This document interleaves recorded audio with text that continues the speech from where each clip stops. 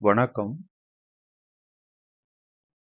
மச்சேந்திரநாதர் என்ற சித்தர் வட இந்தியாவில் நவநாத சித்தர்கள் என்று கூறப்படுகின்ற சித்தர் குழுவின் தலைவர். இதே மச்சேந்திரநாதர் தமிழகத்திலும் தவம் செய்திருக்கிறார். சாகா கல்வியை பலருக்கும் உபதேசித்திருக்கிறார். அவர் தவம் செய்த இடம் சதுரகிரியிலே ஒரு குகை இருக்கிறது. மச்சேந்திரநாதர் குகை என்றும் இப்போதும் அது அழைக்கப்படுகிறது. அதுபோலவே மதுரைக்கு அருகில் திருப்பரங்குன்றத்தில் அவர் தவம் செய்த இடம் இன்றும் இருக்கிறது. மச்சேந்திரநாதர் குகை என்று அதை பலரும் வழிபட்டு கொண்டிருக்கிறார்கள். இப்படி இந்தியா முழுதும் மச்சேந்திரநாதனுடைய உபதேசங்கள் அவ்வப்போது கிடைத்திருக்கின்றன.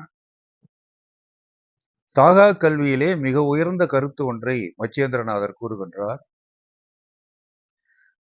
மனித பிறவி எடுத்து இந்த பிறவியிலேயே நீ சாகா கல்வியை கற்று இந்த உடம்பை ஒளியாக்கி விட வேண்டும், இல்லை என்றால் அடுத்த பிறவியில் பார்க்கலாம் என்று சொன்னால் திரோபாவம் என்ற மறைப்பு வந்துவிடும். திரும்ப இந்த கல்வி ஞாபகம் வருவதெல்லாம் ரொம்ப கஷ்டம். அதனால எடுத்த பிறப்பிலேயே இதை முடித்து விட வேண்டும் என்றும் சொல்கிறார். திருமூலர், அகத்தியர், மார்க்கண்டேயர் முதலியோர் எல்லாம் மரணமில்லாமல் வாழ்ந்து கொண்டிருக்கிறார்கள். இவர்கள் வந்து மண்ணில் பிறப்பார்கள், ஆனால் இறக்க மாட்டார்கள் என்ற கருத்தையும் சொல்லுகின்றார் மச்சேந்திரநாதர்.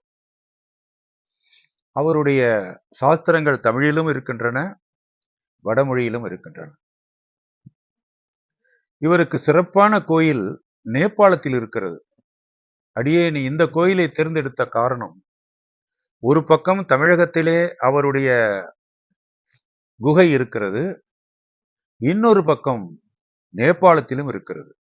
அதிலிருந்து அவர் இந்தியா முழுதும் தவம் செய்திருக்கிறார், மக்களுக்கு அருள் செய்திருக்கிறார் என்பதை நாம் உணரலாம். காட்மண்டுவில் அவருக்கென்று ஒரு ஆலயம் இருக்கிறது. அந்த ஆலயத்திலே திருவிழா 3 நாள் திருவிழாவாக நடைபெறும். அவருடைய திருவுருவம் ஊர்வலமாக தேரில் வைத்து வழிபடுவதும் உண்டு. வழக்கமாக நேபாளத்திலே இது நடைபெறுகிறது.